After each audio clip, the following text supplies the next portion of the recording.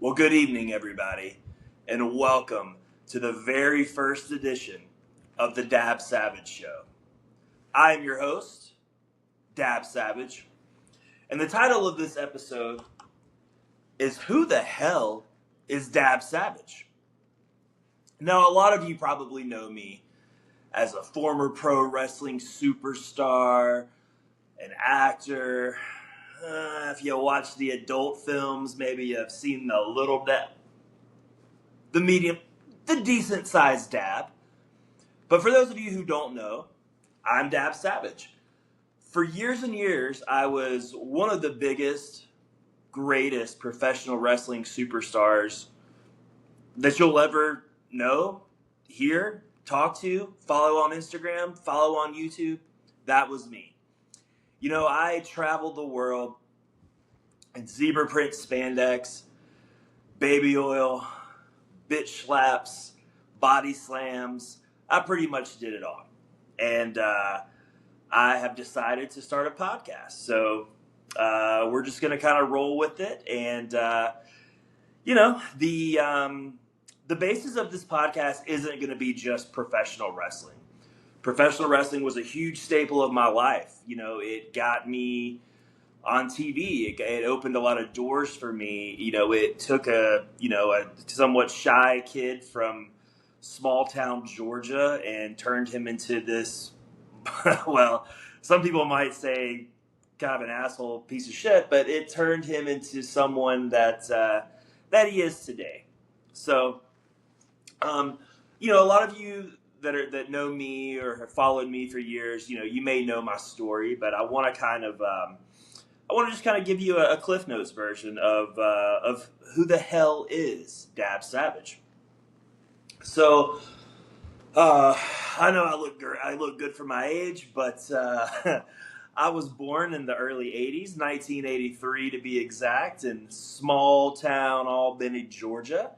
I come from a different kind of family. Not saying anything bad, but my parents divorced in the 80s when that was, that was a little taboo, especially in a small Southern Baptist town where, you marry your high school sweetheart. They have a lot of kids. You get the white picket fence, and you stay together forever. So, growing up in a split household, and not knowing necessarily what side was right, what side was wrong. That's a lot.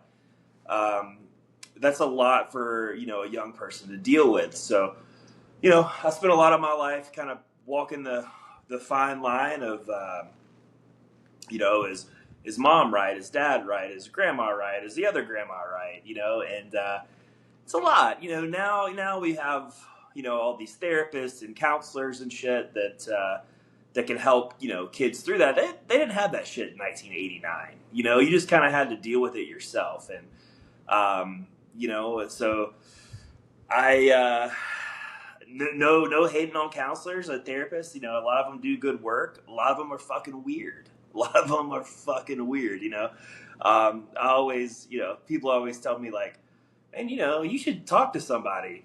And I'm like, look, if there's a green-haired lady that tells me that it's okay for a 5-year-old boy to chop his dick off, probably not going to pay them $100 an hour. But anyways, so I was relatively shy, as a young Dab Savage, and I wasn't that good with the ladies. I know. It is fucking hard to believe, but I wasn't. I really wasn't that great with the ladies, and so I was kind of a shy, fat kid, and I had friends. I mean, I had a pretty good friend group and things like that, but I just, I just never really felt accepted. I always wanted to be cooler than I was, and always tried really hard and wanted to be a part of the cool group, but I wasn't really that attractive, and I was kind of fat, and I wasn't really that athletic, and so, but, so yeah, I mean, I kind of just, a story or a motto that you'll hear me say a lot as we go through these stories and this reflection and everything is fake it till you make it. And so I did that basically from from elementary school, childhood to till early to mid 20s, I guess, until I really got into the wrestling world. So, um, shy kid, nerdy kid, kind of got rolling a little bit. Maybe middle school, got into high school, was cool for a little bit. Got into Dr. Peppers and chicken fingers and French fries, and I put on a few lbs, and so I kind of fell back down the track, and I remember it like it was yesterday, and I won't say his name because I'm going to try to name drop as little as possible because we're just getting the podcast started, and Big Daddy Savage ain't trying to get a lawsuit. But there was a certain baseball coach at my high school. One day we were dressing out for PE or something, and he looked at me and he said, "God damn it." He's like, "You have gotten fat." And I just remember walking in front of the mirror and looking at myself in the mirror and just seeing this, bitch tits and big old gut, and just thinking to myself like, wow, I really, really have gotten fat. So graduation came, and I went out and got wasted like everybody else does on graduation night, and the next day I was a little hungover, so I drank some water and trucked on down to a Gold's Gym and walked in, and I spoke to the young lady that worked there. Well, she wasn't necessarily a young lady, but she's a very sweet lady, Miss Sam. I will drop her name, Miss Sam. Much love. And I said, "Look, I'm fat. I'm 18 years old. I'm fat. I don't want to be fat anymore. I don't want to be gross anymore. I want to be a fucking athlete." I was tugged around my entire life of you should play sports. You can't play sports. You're too fat for sports. You should be more athletic. Lose some weight. Eat a cheeseburger. Like, and now I'm an adult. I'm 18. I just graduated high school, and I don't want to be fat. So help, please help me. So I'm old school. This soft fucking generation now, you don't get it. But we don't have we didn't have social media influencers or all this bullshit. You actually had to fucking man up and do it. So I would go to the gym, and there was this group of bodybuilders, power lifters, and I was just so infatuated with them. I was a huge fan of professional wrestling, which we will dive into here as we get moving along. So I liked the larger than life. I liked the Hulk Hogan's, the Rick Rudes, the Macho Man's.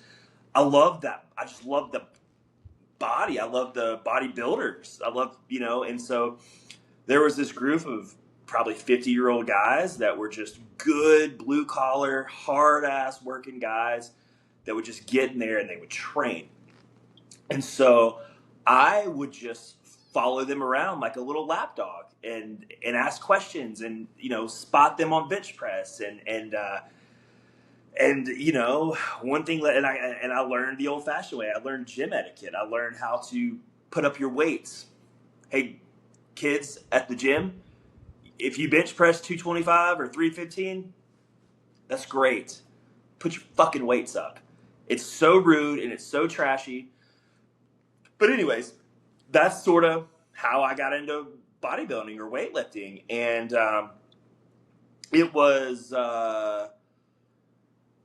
awesome. And I, because I was so young at the time, and I really didn't have any muscle memory because I'd never really worked out, and I learned from guys that knew what the heck they were talking about. Like, my body really started to change quickly. Within a few months, I went from not doing anything to going to the gym twice a day and doing protein shakes and really watching what I was eating. And you go from Dairy Queen chicken finger baskets and 14 Dr. Peppers to nothing but water and healthy food. You're adding working out on top of it, and you have an 18-year-old metabolism. You're going to see some results pretty quickly. And So I did, and it was awesome. And I remember,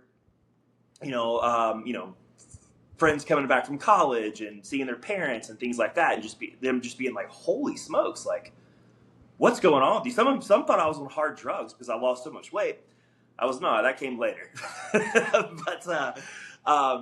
But no, that so it was really cool, and so I just really got into bodybuilding and weightlifting and things like that, and so huge fan of professional wrestling.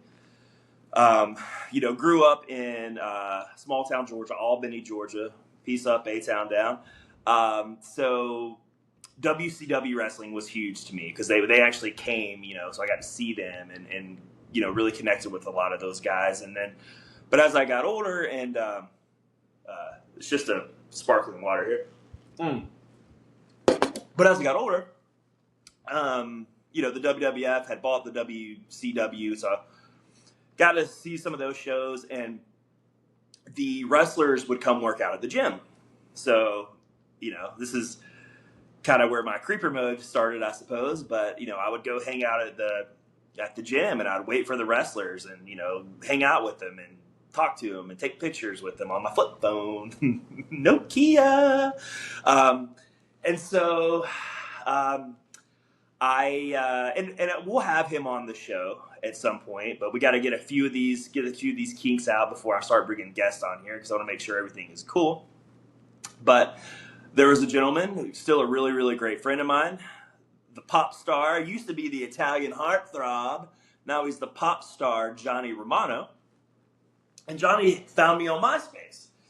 And he said, are you a professional wrestler? And I said, man, shit, no, I wish. I'm just a huge fan. And my MySpace picture was a picture of me and Triple H.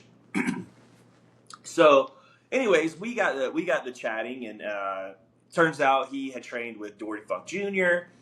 and he trained people. He had a ring in his backyard. So I would literally get up in the morning. I'd go train at the gym, work out, go to work, drive to Moultrie, Georgia. If you've never heard of Moultrie, Georgia, it's a shithole. It was like 45 minutes or so from Albany, and we'd get out there in the midsummer July heat, and we'd train, and I really picked up on it. And so after a few months of doing that, we kind of had this epiphany, or I say he, and he was like, bro, I think you're ready. I think you're ready to have a match. And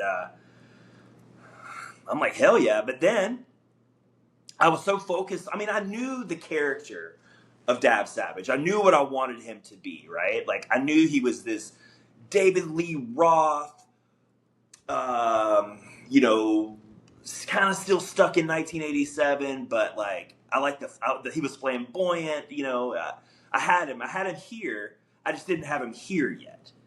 So I did not have wrestling gear because I hadn't gotten that far. And so I had a dear friend of mine, still a dear friend of mine, Matthew. Hey, Matthew. Matthew used to be Gothic. Sorry, buddy. I know you're slick suit wearing, businessman now, but you ain't always been like that, Matt. And Matt used to be Gothic in high school. He went through the little Marilyn Manson phase. Shout outs while I'm wearing the leather jacket today. And so I said, Matt, man, can I have your pleather pants that you used to wear when you were Gothic? Thinking, sure, of course he's getting. Why the hell wouldn't he give them to me? What's he going to do with them at 22 years old or whatever we were? And he said no. You said no, Matt. So I ended up trading him a Les Paul guitar. I mean, I guess it was like the shitty Les Paul. Still a Les Paul guitar. For the pleather pants. And anyway, so then I went to like Hot Topic and bought some silly shirts and frayed them up and got some big sunglasses and slicked my hair back, and Dab Savage was off to the races. And so we were, I guess I had envisioned Dab Savage, or not Dab Savage. Now we're kind of on the fray of how we were going to get there. But So he's like, your time for your first match. Here you go. So I'm thinking, maybe not WrestleMania, but I'm thinking like, a big arena and screaming fans and everything. And I remember we pulled up to this little flea market in, God, I think it was Warner Robins, Georgia. And I remember just seeing like little like little trashy kids running around outside with no shoes on and flies and horse dust and all this shit, and just being like, are we here? And Romano's like, yeah, we're here. I was like, oh, well, shit, you got to start somewhere. So I remember walking into the, we'll say arena, flea market, and there was a guy standing outside. It was a cowboy, wrestling cowboy. He was just a fat guy in a trench coat and a cowboy hat, but he's a cowboy. I think his name was the Cowboy or something. I ended up banging his wife later, but we'll get into that episode 3 or 4. Hey Jen. So anyways, the oh God, where was it going? Oh, we get to the. I'm walking the door. He's out there, smoke a cigarette, and he's like, "What's your name?" And so I gave him my God-given name because I didn't know you told people your wrestler names yet. I'm still new. I'm a novice. I'm green. And he goes, sounds gay. I was like, okay, I made a good impression. I was like, oh, I'm just kidding. My name is Dab Savage. He's like, that's better. It's like, all right, here we go. I'm making it. So anyways, we go off. We have the match.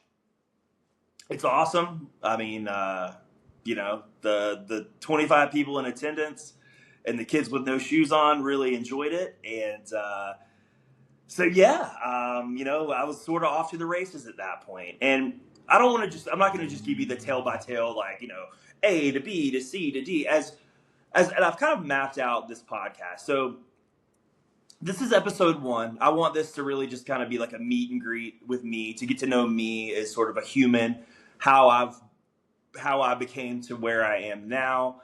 And then we'll deep dive, in each individual episode on specific stories and events.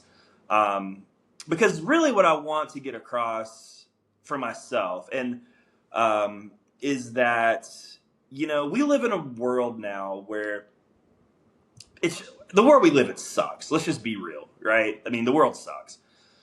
But we live in a world where it's like, people can say like, this is my biggest pet peeve in the world. It's usually California people that have trust funds, right? But they're like, well, if you don't do something you love, you shouldn't be working. You should just do something you love. All right, Cindy with the fucking trust fund. I'm gonna get on LinkedIn really quick. Let me Google job that I love search. Huh. Imagine that. Nothing fucking pops up.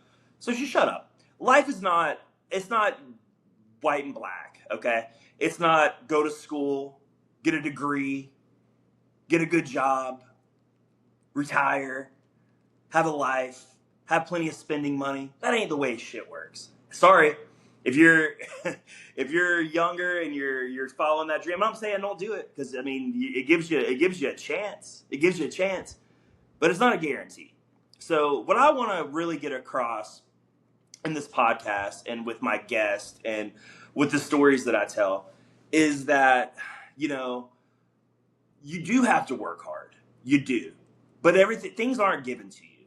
Shit hadn't been given. I'm 40, about to be 43 years old again. I look good. I'm fucking miserable in my life, kinda. Like, I mean, I do fun shit, and I don't have kids, and I never got married, so I'm not paying alimony and fucking child support and shit like that. But, so I do enjoy my free time. Like, I do things that I like. I go to Vegas. I take day trips. I do cool things.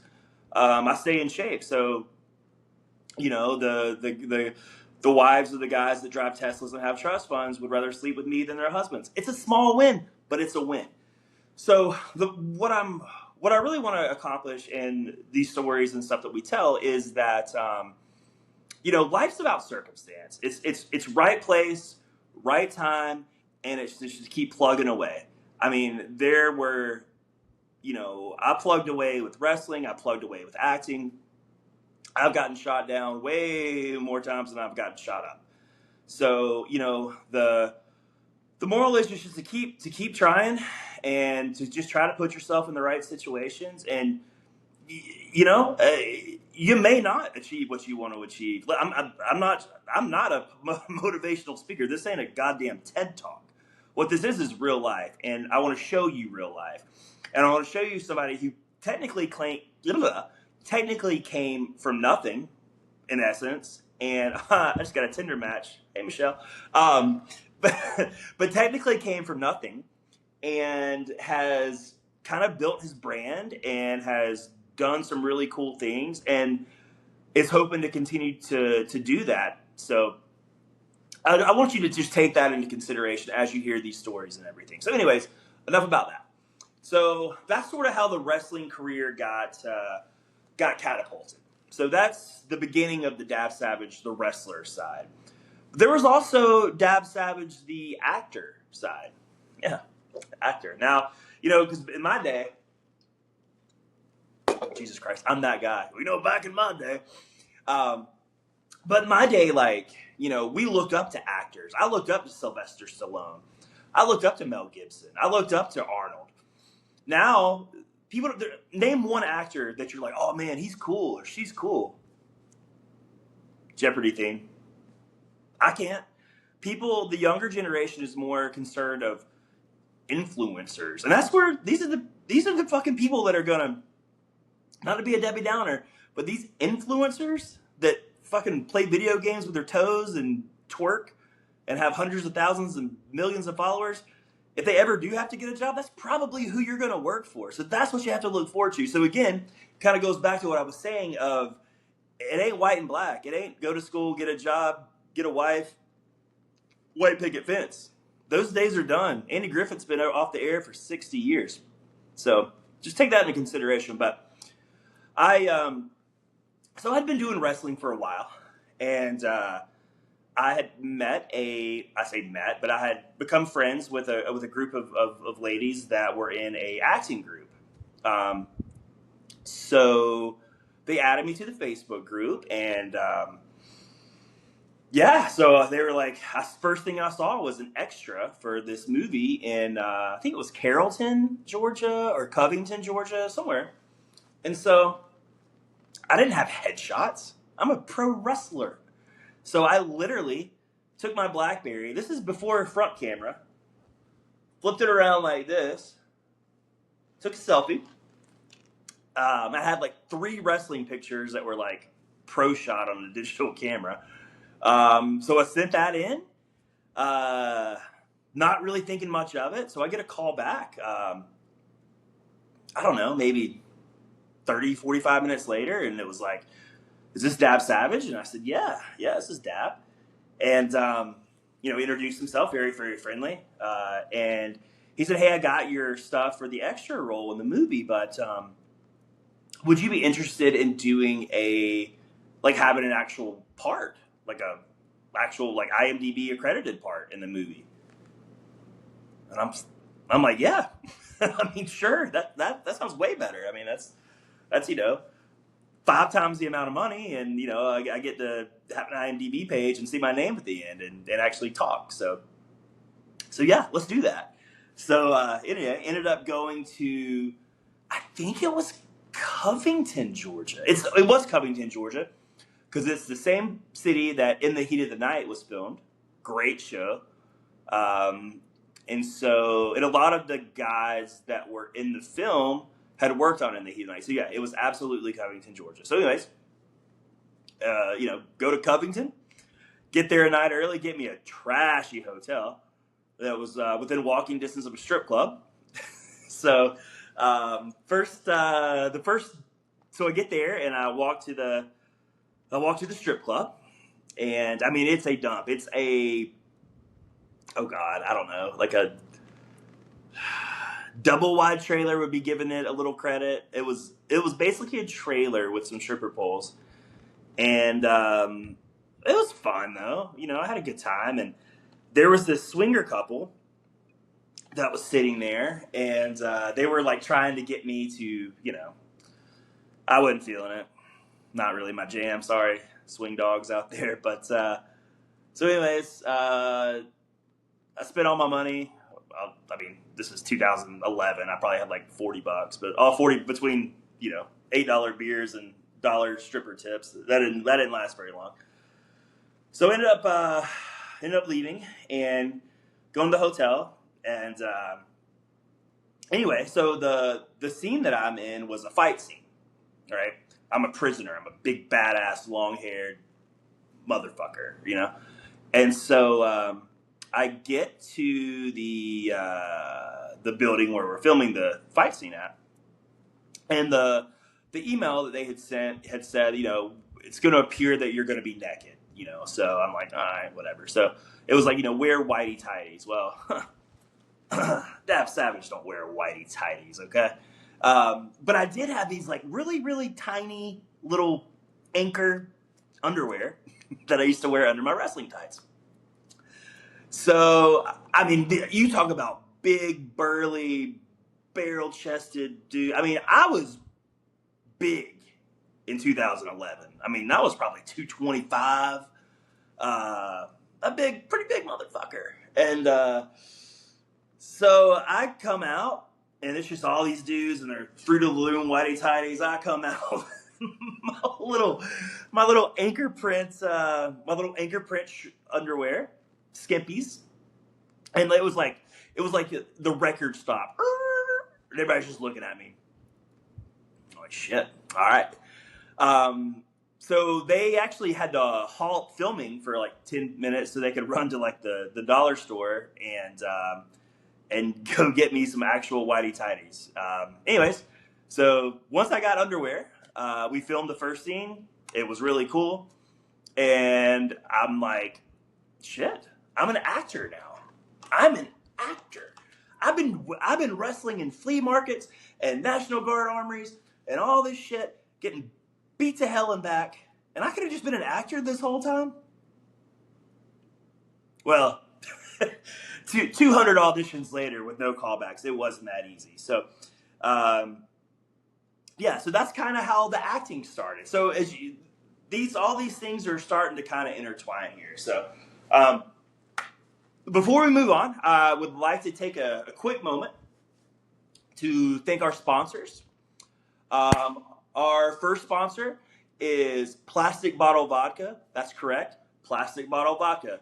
$9 for a half gallon. And you may say to yourself, Mr. Savage, why would you have Plastic Bottle Vodka as a sponsor? Well, it's really simple. For $9, you can get a half gallon, and all you have to do is have one bottle of Grey Goose that you keep in your freezer. Take the plastic bottle, fill it up, hide plastic bottle under said sink, and when you have a little lady over to give her the dab stab, you got a fifth of Grey Goose. That's why Plastic Bottle Vodka is a sponsor of the Dab Savage Show. And I would like to send a really, really quick thank you to our other sponsor, and that is Clover Valley Condoms. That's correct. Clover Valley, the Dollar General name brand. Look, maybe your pull-out game isn't strong. But don't waste your money on name brand rubbers. Clover Valley Condoms. Same effect, half the price. CVCs, Clover Valley Condoms. Okay, enough about our sponsorships. But we need these to keep this program alive. So, another thing that we will get into, and a lot of the stories that we're going to get into are from my book. That's correct. Legacy of Audacity. And, people ask me all the time, they say, Mr. Savage, why did you write a book? What possessed you to write a book? And we've touched on a lot of these things sort of in our, kind of just introduction to get to know me and all that kind of stuff. But, I've always wanted to write a book. And I remember probably 15 years ago, maybe 12 years ago, I actually started to write a book, but I hadn't lived life. I mean, I had a little, but not really. I mean, 15 years ago, do the math. I was still a spry young grasshopper, and so I never did. And you know, whenever I've lived a lot of places. I grew up in a shitty town, and it's where everybody knows your name, but not like Cheers.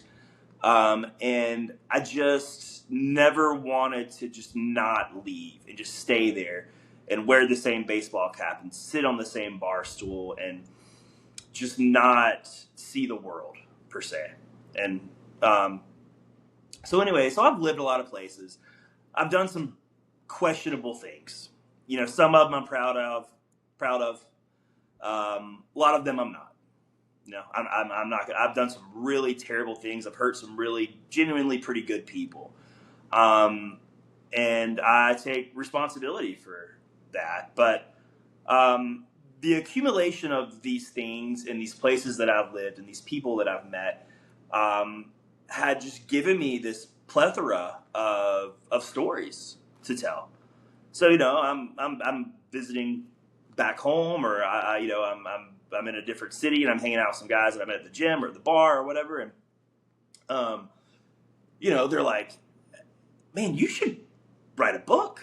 Like, this is gold. You really should write a book." And so I currently am in Arizona.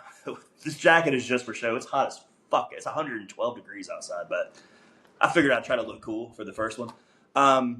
But I live in Phoenix, and, I'm kind of at a point in my life where I think a lot of us get, where am I happy with my current situation work-wise? No. I want to make more money. I want to do something where as the trust fund bitches from California would say, do something that you love. But I do okay. I mean, I got a roof over my head. I've got money in the bank. I've got a lake in my backyard. I got a swimming pool.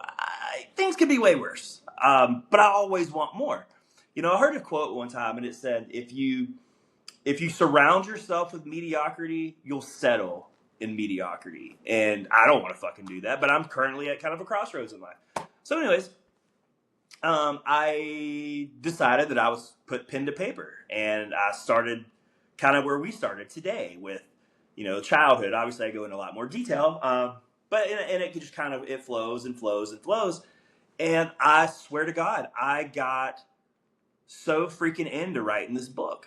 And I just couldn't stop. And so I just, and it was really cool because it made me really remember some of these stories that a lot of them were because of substances, but, a lot of them that I had sort of forgotten. But as I started sort of piecing everything together, it was really, really cool. It was really neat. It was very very just fulfilling. It kind of gave me that buzz that I used to get from wrestling, or whatever, performing in general. So it was a therapy session without some green-haired chick with, gauges in her ears telling me that it's okay for a 5-year-old to cut his dick off. Sorry, that's going to offend some people, but I don't give a shit, whatever. There are some good therapists, some really hot therapists too. Anyways, so I got really into the book, finally finished it. I self-published it myself. I self-published it. Clearly I did that myself.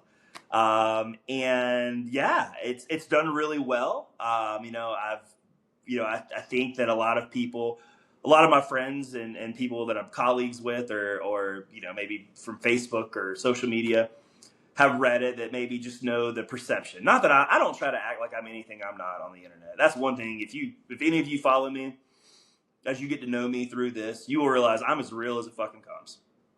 I don't pretend to be something that I'm not. If I feel a certain way, you're gonna know it. And if you like it, you don't. If you do, you do. That's just how it is. I don't throw any punches, just working punches, brother. But anyways, so just a quick plug. You can get the book on Amazon if you do the Kindle. It is Dab Savage Legacy of Audacity is the title of the book. If you have Kindle Unlimited, it's free. I think I make like $2. So, even if you don't read it, but you got it, it's free. Click on it, send me $2, whatever. If you're old school like me and you want a hard copy, any of my social media platforms, probably easier, even though I'm not that cool on Instagram because I don't know all the FYPs and all that shit, hashtags. But I do check my messages. So if you are interested in a hard copy, shoot me a DM on Instagram. Obviously there's a fee, but I will sign it and send it to you. And it would be great. Amazon reviews are super helpful. There's all these algorithms and shit that you try to eclipse. So, if you buy the book, if you like the book, please leave me a 5-star review. It really does help. So anyways, that's why I wrote the book, and that's the book. That's my plug. So, I'm going to kind of wind this down. We're almost at 40 minutes of just hearing me babble. But I just want to kind of get this one out of the way, So another question that I've been asked is, why are you doing a podcast? You've already written a book, you blah, blah, blah, blah, blah. Well, that's a great question. Why am I doing a podcast? I really am doing this because I'm fucking 42 years old and I can't work TikTok. I suck at Instagram. I get like 3 likes on my most clever stuff. So I'm just trying to build a platform where I can be myself, where I can bring on guests that maybe I don't get to talk to every day because they live in some random place, from indie wrestlers to some guys that you may know from TV to maybe some actors. Like I want to be able to tell stories with other people from different backgrounds and share them with whoever wants to watch it. If you like it, if you're into it and you want to tell your friends, that's fucking great. I would really appreciate it. If you want to subscribe to the YouTube channel here, it is at the Dab Savage Show. Apparently, subscribing to YouTube is big and it helps, so please do that. So I'm just really excited to kind of get this thing rolling. I've sort of already put together, because I'm obsessive, I've sort of put together like a business plan kind of how the format of this is going to roll. So we're going to do a few of these just that are going to be solo. As I get a little bit more comfortable with the technology and things like that, we'll start bringing on guests. We'll do Q&As. Follow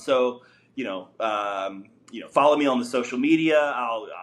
There'll be hashtags or whatever if you want to ask questions, if whatever, comments, things like that. So yeah, it's I'm really excited, and I think you guys are really gonna dig this. I think if you know me and you're friends with me or acquaintances with me, some of this may be a reminder. Some of it may be, maybe a little bit more hardcore than you thought that you knew. And if you're new to this whole thing and you're just getting to know who I am, buckle up, motherfucker, because this is a ride. We're gonna have a great time. I'm really, really excited to interact with friends and new friends, and for us to just sort of become this community. And if I can, I hope this works both ways. I hope that I can bring some laughter and some deep thought and some perspective into your lives. And in turn, I hope that you can do the same for me, because I can't get in the ring anymore. I can't just, if I need to get that quick adrenaline buzz, I can't go throw on my spandex and, body slam some joker, at a National Guard armory somewhere. So this is kind of like my new buzz, this, besides the plastic bottle vodka that we've already discussed in our sponsorship ad. So yeah, I'm super, super excited. And I just really, really hope that you guys enjoy this. Please subscribe. As I begin to post some of these videos, like them, share them, help me get the word out. It really, really means a lot. And I think the more that we can sort of grow this community, I think the more fun that we'll all have. Because like I mentioned earlier, times suck right now, right? Like it's sort of a shitty time in life and a shitty just everything. Cost of living sucks. Fucking government sucks. Just the way the world is sucks. So let's use this time to just this 40 minutes a week. Let's use this as just time to fucking have fun, have some real intellectual, insightful conversations, and this is our shit. This is our time. So I'm going to cut this off now. We are going over 40 minutes. I'm going to try to keep all these within about 40 to 45 minutes. When we have some special guests, we'll obviously go a little longer. So thank you very much. Again, at the Dab Savage Show is the YouTube channel.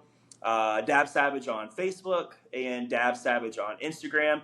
They also have started I think it's at Dab Savage Show on Twitter. I have 0 followers. 0. I started it last night. So if you want to follow that, great. But it's not that big of a deal. I just had to make it. So maybe we'll get to Twitter, maybe we won't, or X, or whatever we call it. Anyways, this has been a blast. I've been staring at myself in this selfie camera for the last 40 minutes. A little awkward, but I hope you enjoyed this, and I hope you stick around for the ride, because we are just getting started. Thanks so much, and remember, a little dab will do ya. See you soon.